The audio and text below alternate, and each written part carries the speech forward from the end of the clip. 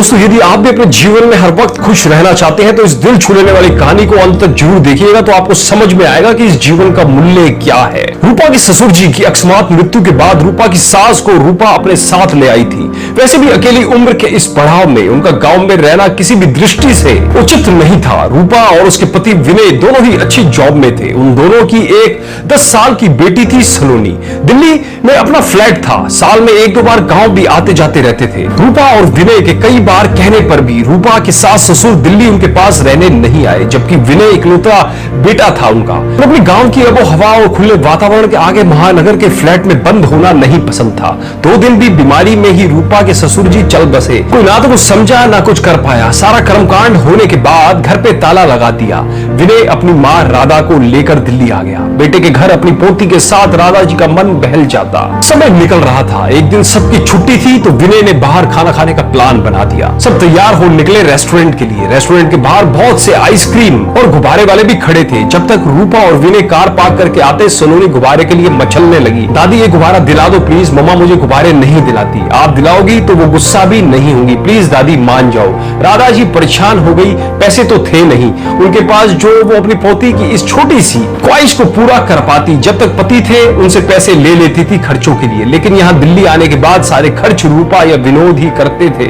पति साधारण किसान थे, कोई पेंशन भी नहीं थी। राधा जी की आंखों में आंसू झलक उठे। आज पति के जाने के बाद पहली बार खुद को इतना लाचार महसूस कर रही थी। बेटा बहू से कुछ मांगने में उन्हें शर्म आती और जरूरत की सारी चीजें वे लाते ही थे। किसी बात को कोई कमी ना होने देते दोनों, लेकिन हाथ खाली थे उनके। इतने पैसे भी नहीं थे कि अपनी खुशी से अपनी पोती को कुछ दिला सकती। बहुत शर्म भी आ रही थी कि बच्ची ने गुब्बारा मांगा वो भी ना दे पाई। क्या सोचेगी, कैसी दादी है मेरी। तब तक रूपा और विनय भी आ गए। सलोनी अपने पापा को देख उनसे गुब्बारे दिलाने की जिद करने लगी। सलोनी को गुब्बारा दिला सबने खाना खाया। रूपा को राधा जी थोड़ी उदास सी लग रही थी। माँ उदास सी क्यों लग रही है? शायद बाबूजी की याद आ गई होगी। ये सोच रूपा ने उस वक्त कुछ पूछना उचित ना समझा और चुप रह गई। घर लौटते लेट हो गया। चलो सलोनी जल्दी से कपड़े बदल सोने चलो। आज तुम्हारे बैग को मैं सेट कर देती हूँ, नहीं तो कल नींद नहीं खुलेगी। इतना कह रूपा ने सलोनी को उसके रूम में भेज दिया और खुद जल्दी से कपड़े बदल सलोनी का बैग सेट करने लगी। मैं एक बात पूछूं? हाँ बेटा पूछो, लेकिन जल्दी से पूछकर सोने चलो। दादी बहुत कंजूस है,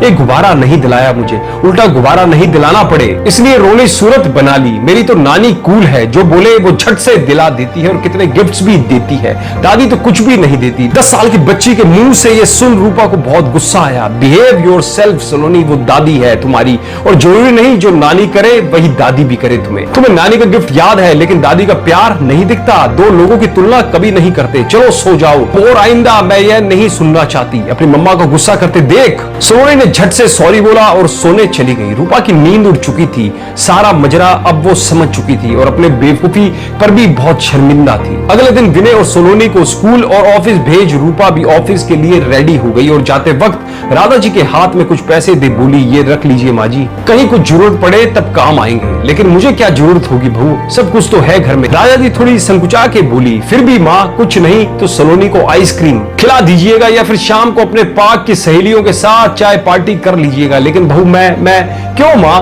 विनय देते तो भी आप मना करती क्या? नहीं ना, फिर मैं भी तो आपकी बेटी हूँ और आपकी बहू भी कमाती है माँ। अपनी माँ को एक बेटी अपने पैसे तो दे सकती है। अब मना मत कीजिएगा माँ, नहीं तो मुझे बहुत दुख होगा। कांपते हाथों से राधा जी ने पैसे ले लिए और अपनी बहू को गले लगा ढेरों आशीर्वाद दे दिए।